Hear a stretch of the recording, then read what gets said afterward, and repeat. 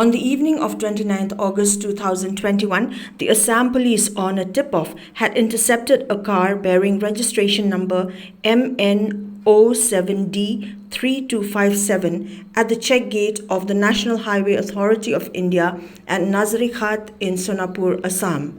During the routine check, it was found that the car had been loaded with 1.2 kgs of heroin that was estimated to be worth Rs 7 crores. The cases that contained the drug were hidden behind the backlights, seat covers and dashboard of the vehicle. The heroin that was brought from Manipur was supposed to be delivered to Guwahati. In this case, the Assam police had taken the 6 people travelling in the vehicle into custody and informed that an inquiry as per the Narcotic Drugs and Psychotropic Substances Act 1985 would be conducted.